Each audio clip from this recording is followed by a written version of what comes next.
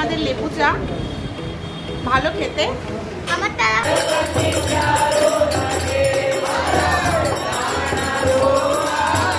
Jagadish টেম্পলে, just city palace থেকে বেরিয়েই সামনে জগদীশ টেম্পল।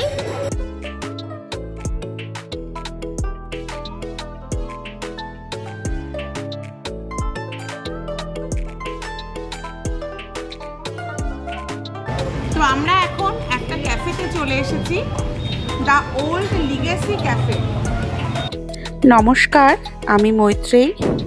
আমার চ্যানেল এক্সপ্লোর উইথ মৈত্রেয়ীতে আপনাদের সকলকে স্বাগত। আমরা এখন আছি উদয়পুরে এবং ঘুরে দেখছি উদয়পুরের সমস্ত প্রাচীন স্থাপত্যগুলো। এখন আমরা যাব জগদীশ টেম্পল। তো আমরা এখন চলে এসেছি জগদীশ টেম্পল, প্রাসাদের বাইরেই জগদীশ টেম্পল। তো আমরা জগদীশ টেম্পল এখন ঘুরে দেখব।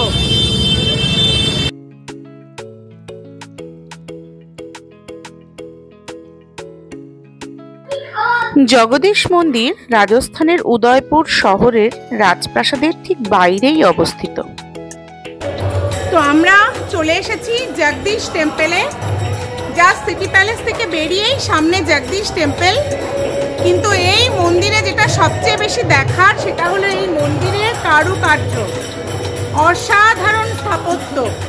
না দেখলে বিশ্বাস করা যাবে না, পুরো মন্দির জুড়ে এই অদ্ভুত কাজ, সমস্ত জায়গায় নিখুঁতভাবে এই কাজ করা আছে।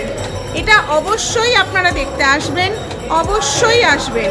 ভারতবর্ষের প্রাচীন মন্দিরের যে শিল্প সৌন্দর্য, সেটা দেখতে হলে এই মন্দিরে আসতেই হবে।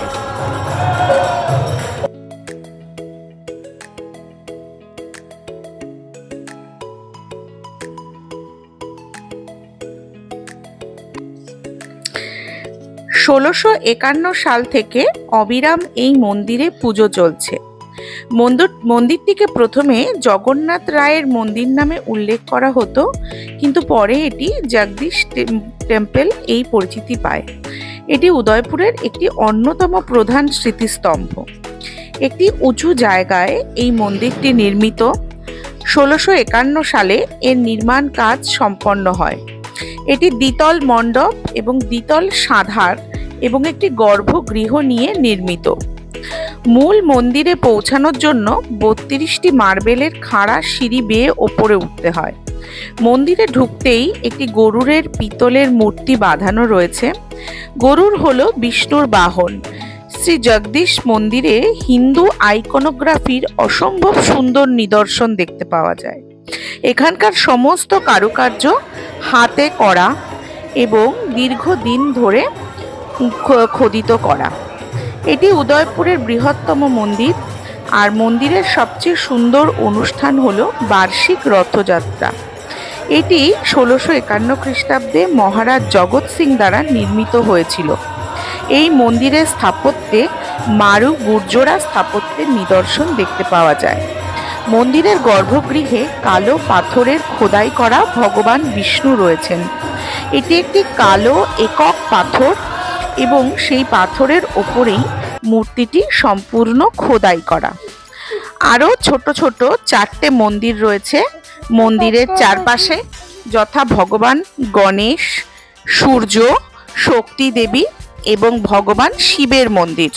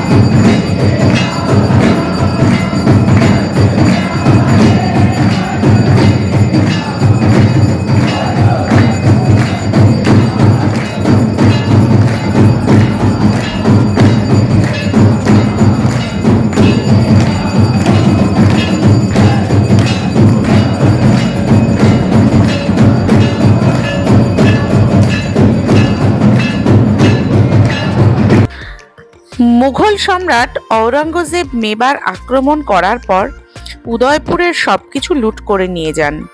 উদয়পুর ও তার আশেপাশে 63টি মন্দির সে সময় লুট করা হয়। ঔরঙ্গজেবের সেনাপতি তাজ খানের দ্বারা বহু গ্রাম পুড়িয়ে দেওয়া হয়, কিন্তু রানা রাজসিংহ তার প্রবল তৎপরতায় এই উদয়পুরের নাগরিকদের সে সময়ে নিরাপদ স্থান পানারুয়া নামে একটা পাহাড়ি অঞ্চলে নিয়ে চলে যান এবং রানা রাজসিংহ তার পোড়ামাটির কৌশল ও গেরিলা যুদ্ধের কৌশলে মুঘল সৈন্যদের অনাহারে ফেলে দেয় এবং সেবারের মতন মুঘল সৈন্যদের পরাজিত করে। কিন্তু এই জগদীশ টেম্পল মুঘলদের হাতে কখনোই যায়নি, কারণ যখন ঔরঙ্গজেব আক্রমণ করে সে সময় নরুজি বারহাত নামের এক চারণ যোদ্ধা ঔরঙ্গজেবের বাহিনীর হাত থেকে প্রবল বুদ্ধিমত্তার সঙ্গে এই জগদীশ মন্দিরকে রক্ষা করেন।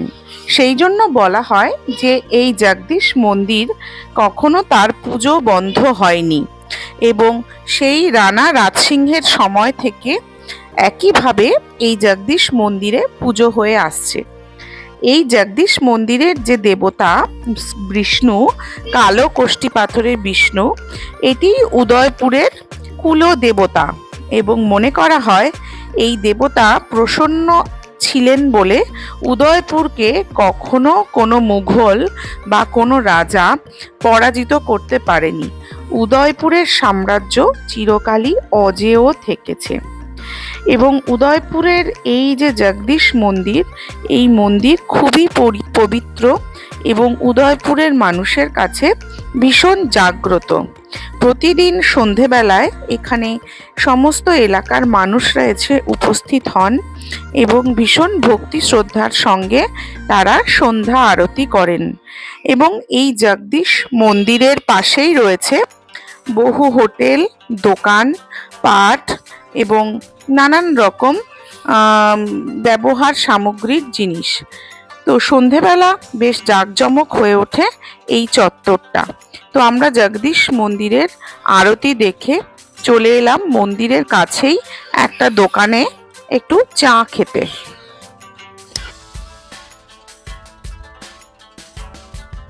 তো আমরা এখন জগদীশ টেম্পলের সন্ধ্যা আরতি দেখে চলে এসেছি মেবারের বাজারে।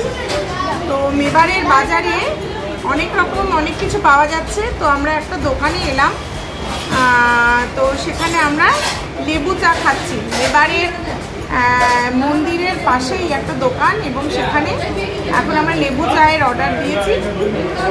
তো খেয়ে দেখা যাক। সন্ধ্যেটা দারুণ কাটছে আজকে। প্রথমে আমরা বিকেলবেলা এসে সূর্যাস্ত দেখলাম সিটি প্যালেসে, তারপরে জগদীশ টেম্পলে মেবারের রাজ মন্দিরে বসে আরতি করলাম, সন্ধ্যা আরতি করলাম, সন্ধ্যা আরতি দেখলাম। তারপর এখন আমরা একটু বাজারটা ঘুরতে বেরিয়েছি।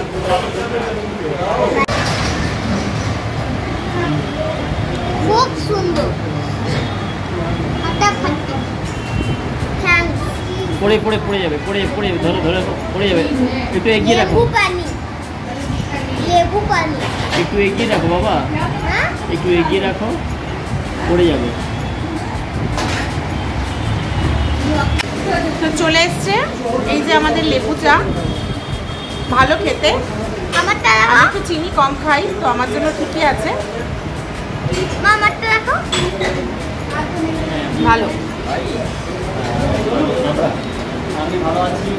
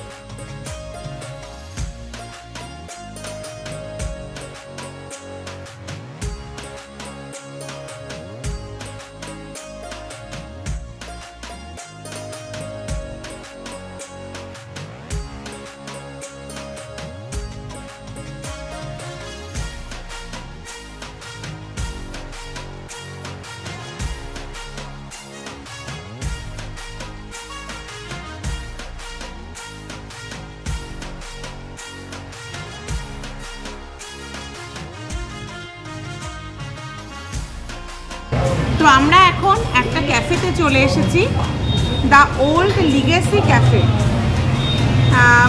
সিটি প্যালেস থেকে বেরিয়েই যে জগদীশ টেম্পল, জগদীশ মন্দির, ঠিক তার পাশেই এই ক্যাফেটা। হোটেল বাবা পালাক প্যালেস, হোটেল বাবা প্যালেসের ঠিক পেছনেই।